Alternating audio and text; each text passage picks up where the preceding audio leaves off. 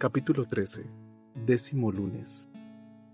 Si quieres ejercer una influencia decisiva, siéntate cada día a los pies de Cristo y luego cuéntale al mundo lo que has visto. Los minutos que hacen la vida rentable.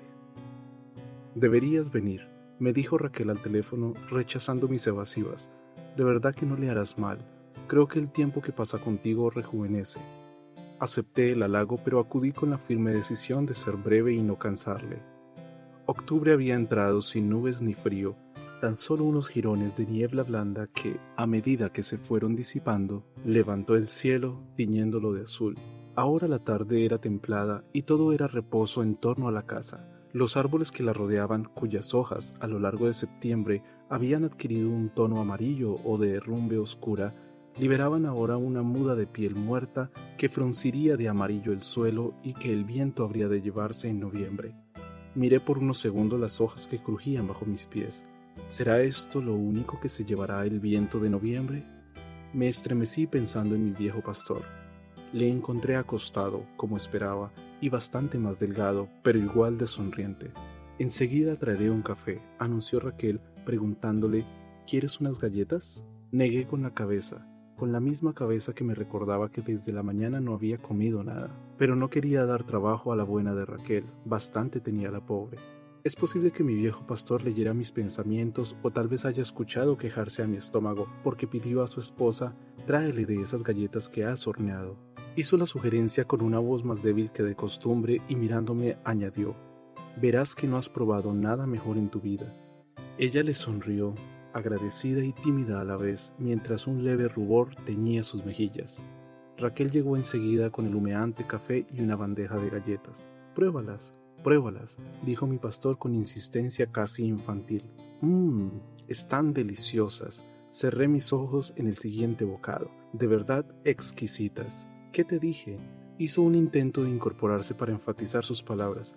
Es una cocinera extraordinaria. Me encantó aquella capacidad de emocionarse por un hecho tan sencillo y en medio de su terrible enfermedad.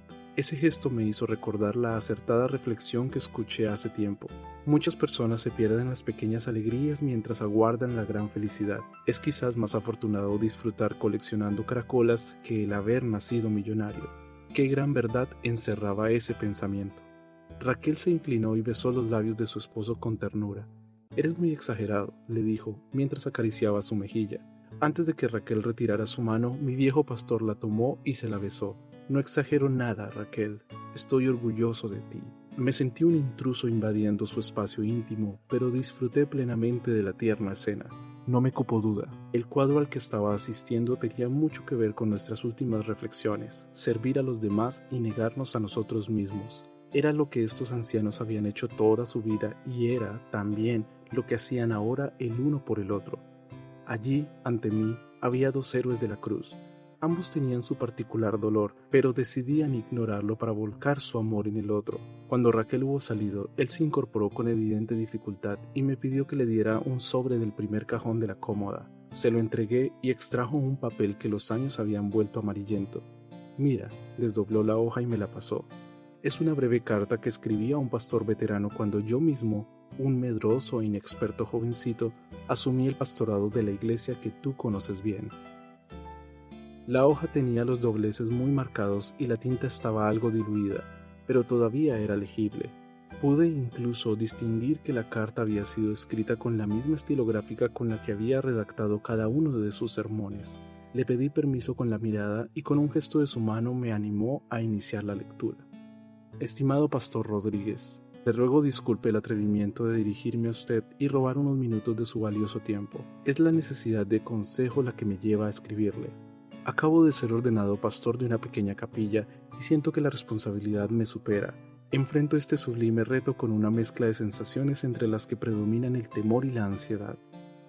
De un lado me siento privilegiado por servir a nuestro Dios, pero del otro me embarga el miedo por no saber cómo hacerlo.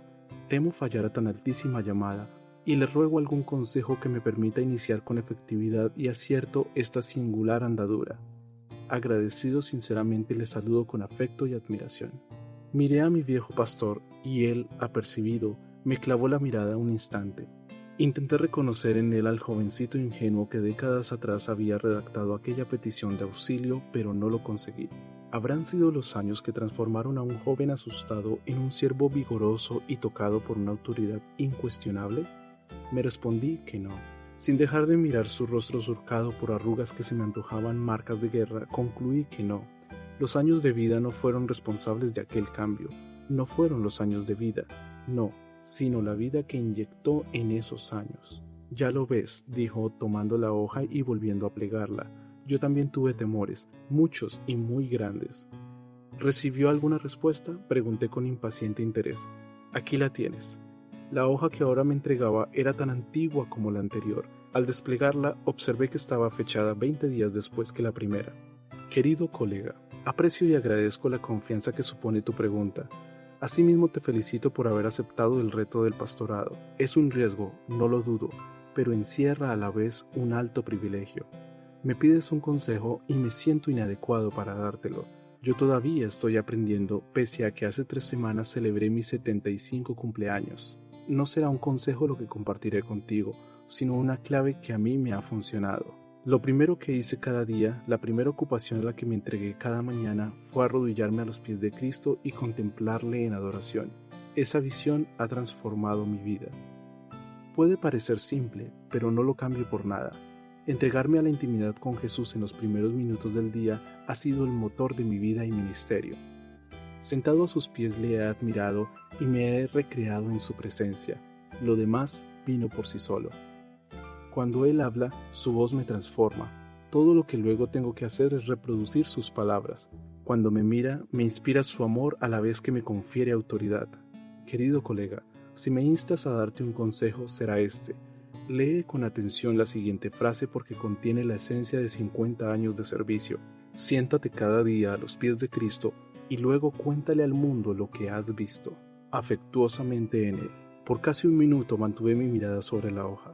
Siéntate a los pies de Cristo y luego cuéntale al mundo lo que has visto, dije, por fin, sin levantar la vista de la carta e impregnándome de la profundidad de aquel escrito. Lo he puesto en práctica cada día, agregó. Trabajar como si todo dependiera de mí y orar como si todo dependiera de Dios.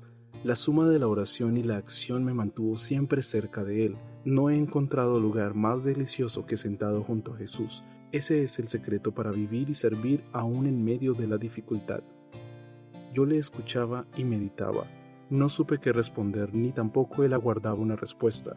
Fijó su mirada en mí, sonrió y cada pliegue de su rostro cobró luz. Mirándole, recordé la frase que mucho tiempo atrás alguien me dijo: puedes fiarte de la persona que se vuelve bella al sonreír. Enamórate de Dios, me dijo con autoridad, pero sin perder la dulzura. Él está absolutamente enamorado de nosotros. Hay tantas cosas en que lo demuestra: la luz creciente de un amanecer, la decreciente de un crepúsculo, la deliciosa mezcla de colores en la naturaleza, la sinfonía que componen las aves en un bosque cualquiera. Nos rodean 1000 regalos de un Dios enamorado. Amarle debería ser nuestra prioridad y la motivación única y suficiente para servirle. Mira, a menos que sirvamos motivados por el amor, terminaremos abandonando. No hay energía humana que resista el embate de servir toda una vida. Solo el amor nos dotará de la fuerza necesaria para recorrer este camino. Amarle, concedí, lo entiendo, pero ¿cómo puedo amarle más?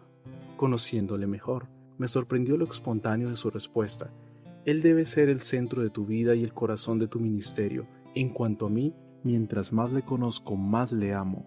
Solo búscale, trátale, conócele. Amarle será una consecuencia lógica. No te resultará difícil, al contrario, después de ver su sonrisa te será imposible no hacerlo. Le aseguro que lucharé con todas mis fuerzas para llegar a estar tan enamorado de Dios como lo está usted, le dije en una especie de promesa formal. Noté en mis ojos la humedad de una lágrima inoportuna que pugnaba por salir. Hijo, no tendrás que luchar para enamorarte de Él, simplemente dale cabida en tu vida diaria. Su presencia será para ti lo más natural y llegará un momento en que no podrás vivir sin ella. Acercó su mano a mi rostro y retiró la lágrima que había logrado precipitarse y resbalaba por mi mejilla. Agregó, simplemente vive con Dios. Lo demás vendrá por sí solo, y eso aliviará todas tus preocupaciones. Hace tiempo asumí una convicción muy lógica. ¿Por qué he de preocuparme? No es asunto mío pensar en mí, asunto mío es pensar en Dios, es cosa de Dios pensar en mí. Le miré asombrado por tanta sensibilidad impregnada de sabiduría. La última frase no es mía, reconoció, fue una verdad que proclamó Simone Weil, pero que he adoptado como uno de los lemas de mi vida. Al abrazarle largamente en la despedida, tuve la sensación de tener entre mis brazos a un ser extremadamente frágil, pero increíblemente fuerte. Recordé las palabras con las que un historiador describió a Abraham Lincoln, un hombre de acero y a la vez de terciopelo. Tal descripción coincidía plenamente con aquel siervo a quien mantenía abrazado. Siéntate a los pies de Cristo, insistió al deshacer el abrazo. El mundo se asombrará cuando les cuentes lo que has visto. Al abandonar la habitación estaba convencido de que aquel cuerpo deteriorado irradiaba un resplandor sobrenatural. Había una luz que ardía en su interior y que le hacía incandescente. Iniciaba a anochecer cuando salí de la casa. Faltaba poco para que levantaran la dama de noche y el jazmín su olor espeso y cálido, pero la flor roja ya estaba en su lugar, meciendo al viento con puntualidad extrema sus incipientes pétalos. Cuando Raquel cerró la puerta, no resistí el impulso de arrodillarme frente al rosal, ni reprimí tampoco la oración que subió hasta mis labios. Ayúdame, Dios, a vivir recostado en tu corazón y a sincronizar mi latido con el tuyo, que necesite tu mirada como el respirar y te prefiera a ti antes que a nadie. Que tu voz sea mi deleite y dejar de escucharla mi tortura. Quiero contemplarte largamente para describir al mundo la verdadera belleza.